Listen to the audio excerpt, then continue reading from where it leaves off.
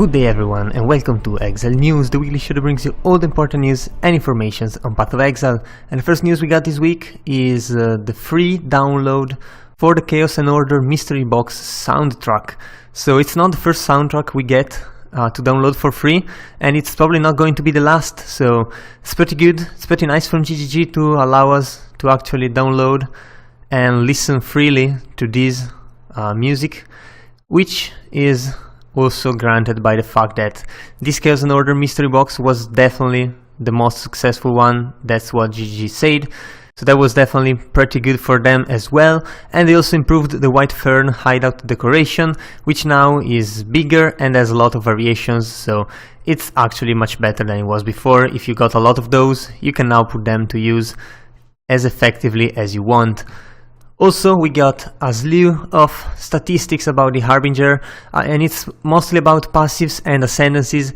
And as you can see from all of the leagues for players above 75, the Berserker is absolutely wrecking everyone else. So Raider is far behind, and then kind of everything else.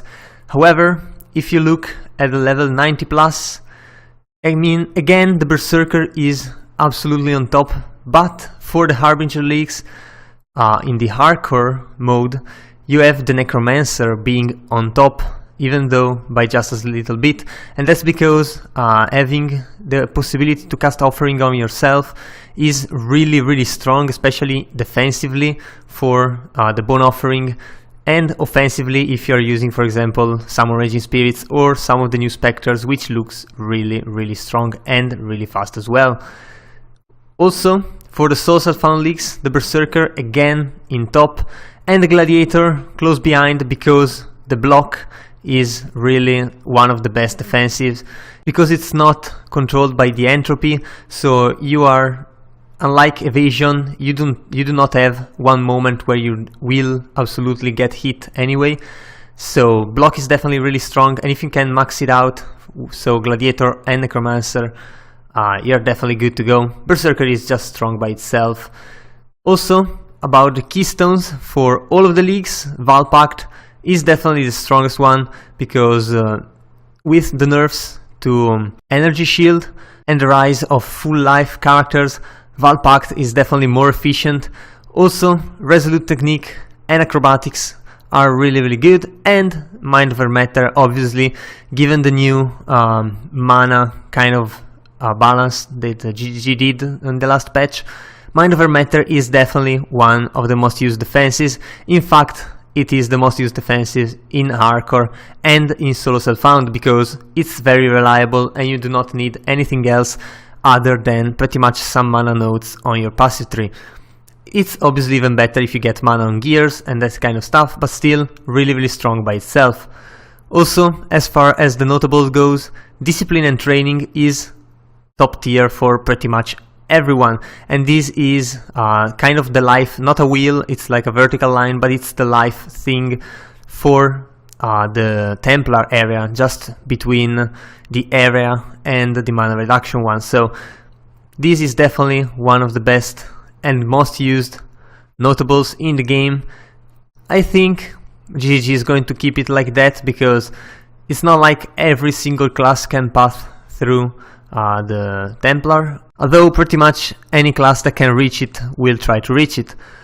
Also, we got the most taken keystone and notable for each specific ascendancy, so many of the actually kind of mage class, so ascendancies in this case, Elementalist, Hierophant, Inquisitor, Saboteur and Trickster all go for the Mind Over Matter, which is obviously, as we said before, really strong. The melee classes like the Slayer goes for the Resolute Technique, the Juggernaut as well, Gladiator as well, Berserker and Champions as well. I mean, you can see kind of like melee classes go for Resolute Technique, because it's really strong now that you do not have to go crit to actually destroy everything. The Ranger classes go for the Acrobatics, so the Assassin, Deadeye, Pathfinder, Raider all go for the full evasion, And then there's the Necromancer, which has Elemental Equilibrium, of course, because with the minions it's a very strong increase in damage, especially if you're using Summon Regi Spirits. So you can see kind of a very distinct differentiation between Rangers, melee, somewhat melee classes, and mages, which, I mean, it's really interesting, it's really good. I mean, it's fine for the game because it has variety, although I don't know if channeling everyone into those kind of things is the best, but still the game is definitely into one of its most balanced states, even though some people didn't like it. But I reckon this is really balanced, or rather much more balanced than it was a couple years ago. And we also got some highlights from the fan art competition, which is still ongoing, so if you want to win something or just have fun drawing stuff, post it into the link of the original thread, which I put in the description below. But still, I feel like, as you can see from these artworks, which are absolutely amazing, I feel like the level of this competition is much higher than what it used to be, and it's definitely going to be a really tough battle and a really tough choice for GGG to choose. I mean, this one over here could actually be an official poster as far as I'm concerned. It looks extremely good, and all of those look so good. So if you actually enjoy these kind of things, I highly recommend you checking all of the thread out, because there's a lot more stuff in there which hasn't been kind of put in here because there's only so much space for news. And we also got the 5th episode of this season for the build of the week, and this time it's a Stormburst Assassin Raider. And yes, it's both an Assassin and a Raider, because it uses the Ascendancy from the Scion to go to first to the Assassin and then to the Raider. Actually, it even goes the full way into the Shadow area, completely detaching itself from the Scion start and basically starting from the Shadow.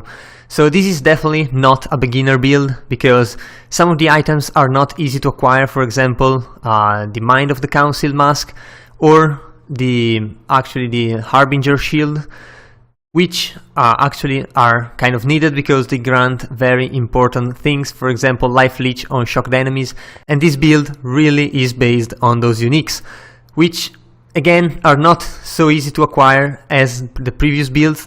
So it's kind of interesting that GGG actually puts in here a build that's not a beginner build, but it's kind of a bit of a more advanced build. It's also not extremely fast in clearing, because it doesn't use GMP, it doesn't use LMP, it just uses a lot of quick storm bursts and a lot of moving around, a lot of placing yourself in the right position. So if this is not your playstyle, this is not the build for you. However, if you enjoy it, it's definitely really cool. It also deals a lot of damage and can clear up to pretty much all of the maps, including shapers and that kind of things, because if you can shock bosses, and now given the last changes to shock, you can actually shock bosses, you can leech from them, and that makes the build really strong. So definitely a good build, and also a build that utilizes one of the newest skills, which is Storm Burst. We also got a sneak peek for the new content update, which is the 3.0.2, which is going to come, well, maybe 2 weeks, that's what GGG said, and it's going to include 2 new uniques and the preliminary support for Spanish, French and German. Also, obviously, a lot of bug fixes, so this is going to be incredibly good. And on a side note, there are new microtransactions for the Xbox version, so you can see them over here. If you're actually playing on the Xbox One, you can just check them in the in-game store, so that's fine for you. And well, I guess that was all for this week, so if you enjoyed the video, leave a like and a comment down below. Also, if you want to remain updated every week, be sure to subscribe to my channel. So that was all, I've been your host Zorzo, and I'll see you guys the next time.